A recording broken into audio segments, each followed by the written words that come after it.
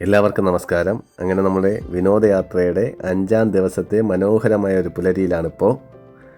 ഇന്നലെ നമ്മൾ ഹംപിയിലെ വിശേഷങ്ങളെല്ലാം കണ്ടു കഴിഞ്ഞു. ഇതിന് മുന്നേയുള്ള വീഡിയോ ദയവായി നിങ്ങൾ കണ്ടിട്ടില്ലേ എന്ന് കാണുക. ഇവിടെ നമ്മൾ ബ്രേക്ക്ഫാസ്റ്റും കഴിച്ചുകൊണ്ട് നമ്മൾ ഇറങ്ങുകയാണ്.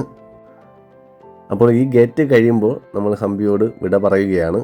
നമ്മൾ ഇനി അടുത്ത് പോകുന്നത് മറ്റൊരു പ്രധാന സ്ഥലത്തേക്കാണ്. അതെ, ഇന്ന് നമ്മൾ മെയിനായിട്ട് 2 സ്ഥലങ്ങളാണ് കാണാൻ ഉദ്ദേശിക്കുന്നത്. ആദ്യം നമ്മൾ പോകുന്നത് 33 ഷട്ടറുകൾ ഉള്ള ഇന്ത്യയിലെ തന്നെ ഏറ്റവും നീളം കൂടിയ നദി, അതായത് നദിയല്ല, ഡാമാണ് നമ്മൾ കാണാൻ പോകുന്നത്. അതെ, നമ്മളെ തുംഗഭദ്ര ഡാമിലേക്കാണ് നമ്മൾ പോകുന്നത്. അപ്പോൾ അത് പോകുന്ന വഴിയിൽ ഒരുപാട് നല്ല കാഴ്ചകളുണ്ട്. ഇലക്ട്രിഫിക്കേഷൻ്റെ ട്രാൻസ്മിഷൻ ടവറുകൾ കാണാം, വിൻഡ് മില്ലുകൾ കാണാം. അതെല്ലാം അതിമനോഹരമായ കാഴ്ചകളാണ്. നമ്മളീ കാണുന്നതാണ് നമ്മുടെ തുംഗഭദ്ര ഡാം. നമ്മൾ ശകലം ഒന്ന് ഡിവേറ്റ് പോയി, ഗൂഗിൾ മാപ്പ് നമ്മൾ നൈസായിട്ട് ചതിച്ചപ്പോൾ നമ്മൾ ഡിവേറ്റ് പോയിട്ട് നമ്മൾ യഥാർത്ഥ സ്പോട്ടിൽ എത്തിയിട്ടുണ്ട്. അപ്പോൾ മാപ്പ് നോക്കി പോകുന്നവർ അതൊന്ന് ശ്രദ്ധിക്കുക, കാരണം മാപ്പ് റൂട്ട് ചെയ്യുന്നത് വേറെ സ്ഥലത്താണ്. നമ്മളിവിടെ ടിക്കറ്റ് എടുത്ത് അകത്ത് കയറി. ടിക്കറ്റിന് അധികം റേറ്റൊന്നുമില്ല, 20 രൂപ ഒരാൾക്കുള്ളൂ. നമ്മൾ അകത്ത് കയറിയിട്ട് നമുക്ക് വേണമെങ്കിൽ നടന്നു പോയി കാണാം. നമുക്ക് ഇന്നത്തെ ദിവസം മറ്റൊരു സ്പോട്ടും കൂടെ കാണാനുള്ളതുകൊണ്ട് നമ്മൾ നടക്കാൻ നിന്നില്ല. ഇവിടുന്ന് അവരുടെ ഒരു വണ്ടിയിൽ, അതിനും ഒരാൾക്ക് തുച്ഛമായ രീതിയിൽ നമുക്ക് ഷെയർ ഇട്ട് പോകാമെന്ന കേസേ ഉള്ളൂ. അതും പോയിട്ട് തിരിച്ചു കൊണ്ടുതന്നെ ഒരാൾക്ക് ഒരു റേറ്റുണ്ട്, ഫിക്സഡ് റേറ്റുണ്ട്, 20 രൂപ ആ റേഞ്ചിൽ എന്തോ ഒരു റേറ്റുണ്ട്. നമ്മളെല്ലാവരും കൂടെ ഒരു വണ്ടിക്കകത്ത് കയറിയിട്ടുണ്ട്. ഇനി ഇവിടുത്തെ കാഴ്ചകൾ നമുക്ക് കാണാം.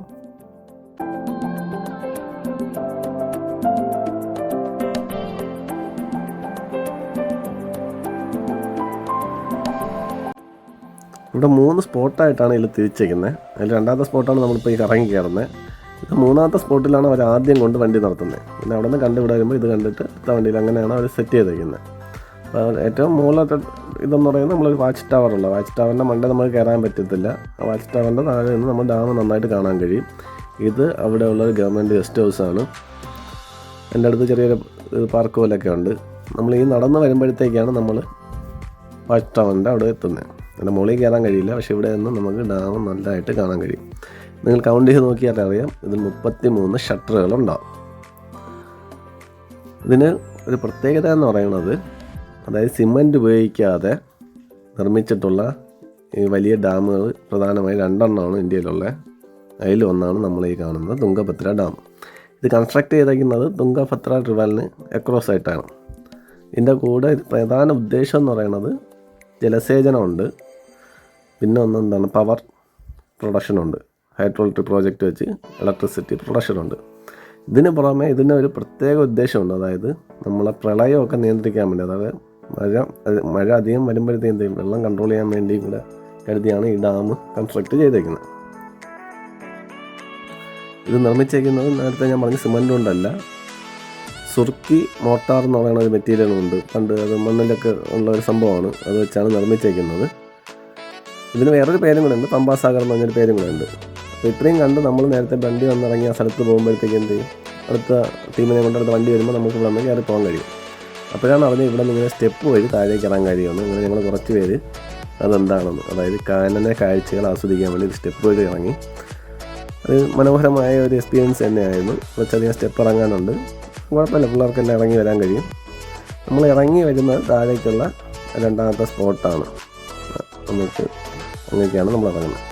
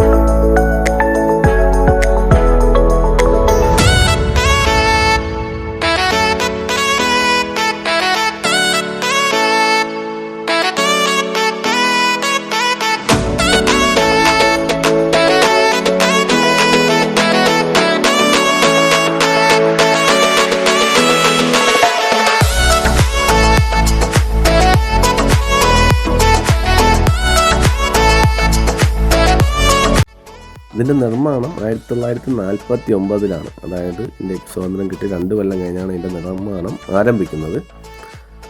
നിർമ്മാണം എല്ലാം കഴിഞ്ഞിട്ട് ഇത് ഓപ്പൺ ചെയ്യുന്നത് 1953-ലാണ്. അതായത് 4 കൊല്ലത്തെ ഒരു നീണ്ട പ്രയത്നമാണ് നമ്മൾ ഈ കാണുന്ന ഈ അതിമനോഹരമായ ഡാം എന്ന് പറയുന്നത്. അത്യാവശ്യം നല്ല തോതിൽ വെള്ളമുണ്ട്. നമ്മൾ വന്ന സ്ഥലത്ത് ഞങ്ങൾ കണ്ടാണ് ചെറിയ ഗാർഡനുണ്ട്. ഇതിന് പുറമെ ഇതിൻ്റെ താഴെ വശത്ത് അതിമനോഹരമായ വേറൊരു ഗാർഡനുണ്ട്. അതാണ് നമ്മൾ 3ാമത്തെ സ്പോട്ട് എന്ന് പറയുന്നത്. നമ്മൾ അതും കാണും.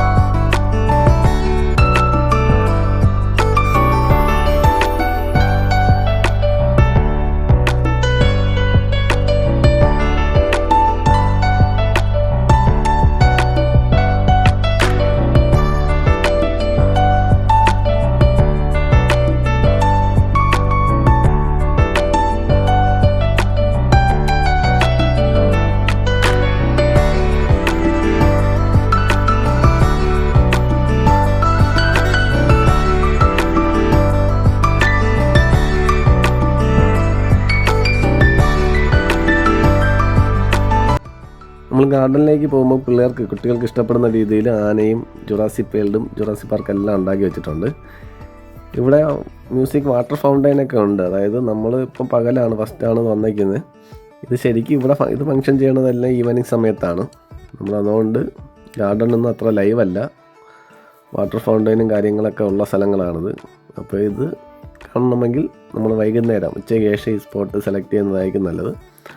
പക്ഷേ നമുക്കിനി അടുത്തൊരു സ്പോട്ട് കാണാനുള്ളതുണ്ട്.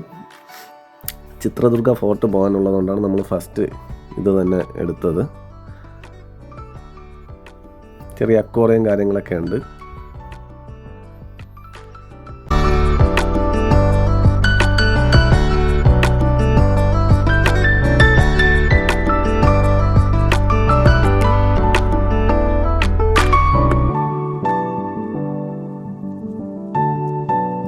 ഈ കാണുന്ന വാച്ച് ടവറിൻ്റെ ചുവട്ടിലാണ് നമ്മൾ ഫസ്റ്റ് നമ്മൾ പോയത്. അവിടെ നിന്നാണ് നമ്മൾ ഡാം നേരെ ശരിക്കും കണ്ടത്.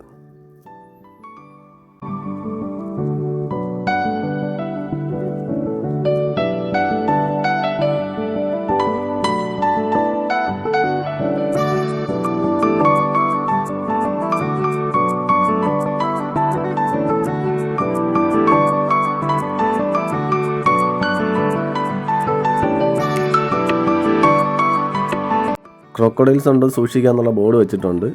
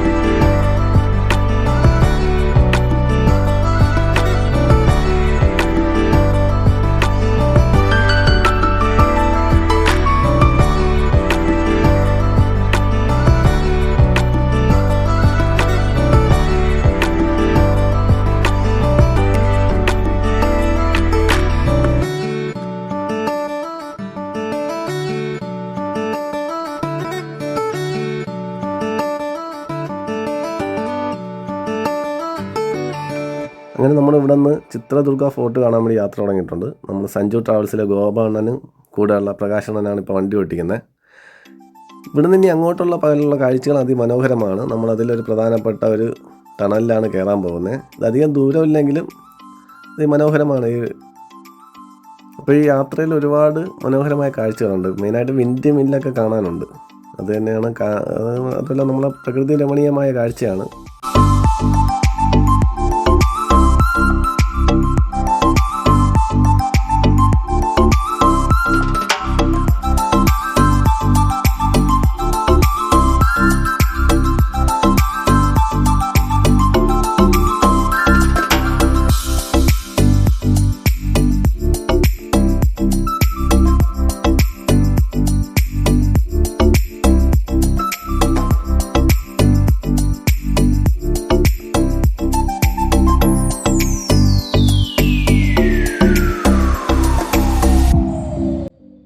അപ്പോൾ നമ്മൾ ആ ചിത്രദുർഗയിലോട്ടുള്ള ആരോ മാർക്ക് വെച്ചിട്ടുണ്ട്. അപ്പോൾ നമ്മൾ നേരെ ഇനി അടുത്ത് ചിത്രദുർഗ ഫോർട്ടിലോട്ടാണ് എത്താൻ പോകുന്നത്. അപ്പോൾ ആ വീഡിയോ ഇതിന് പുറകെ വരുന്നതാണ്. ആ വീഡിയോ നിങ്ങൾ കാണുക.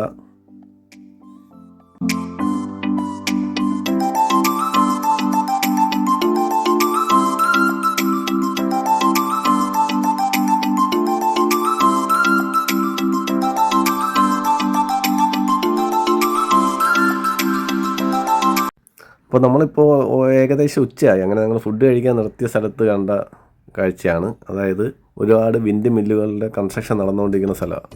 അതിൻ്റെ ചുവടിലും അതിൻ്റെ കുറേ പാർട്സുകൾ കൊണ്ട് വെച്ചേക്കുന്നത് നമുക്ക് കാണാൻ കഴിയുന്നുണ്ട്. ഒരുപാട് കാര്യങ്ങൾ. ഓരോ ലീഫിന് നല്ല അധികം ദൂരമുണ്ട്.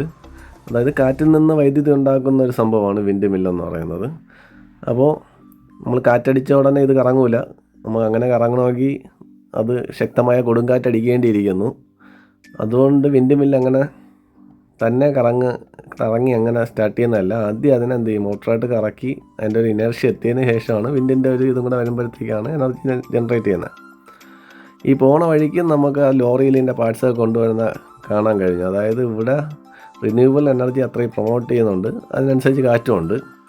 കേരളത്തിൽ നമുക്ക് പൊതുവേ സ്ഥലം കുറവായതുകൊണ്ടും കാറ്റധികം കിട്ടുന്ന 2 സ്ഥലങ്ങളല്ലേ ഉള്ളൂ അല്ലേ, പാലക്കാട് കഞ്ചിക്കോടും ഇടുക്കി രാമക്കൽമേടും. അവിടെയാണ് നമുക്ക് വിൻഡ് മില്ല് കാണാൻ കഴിയുന്നത്. അപ്പോൾ നമുക്കിത് അപൂർവമായ കാഴ്ചയായിരിക്കും. ഇതായി പോകുന്നതാണ് അതിൻ്റെ ഒരു ലീഫാണ് കൊണ്ടുവന്നത്. ദൂരമൊന്നും കണ്ടോ. അപ്പോൾ ഇതൊക്കെയാണ് നമ്മൾ ഇന്നത്തെ വീഡിയോയിലുള്ളത്. ഈ വീഡിയോ നിങ്ങൾക്ക് ഇഷ്ടപ്പെട്ട് കാണുമെന്ന് പ്രതീക്ഷിക്കുന്നുണ്ട്. അപ്പോൾ ഇനി ചിത്രദുർഗ ഫോർട്ടിലെ വിശേഷങ്ങളുമായിട്ട് ഞാൻ വീണ്ടും വരും.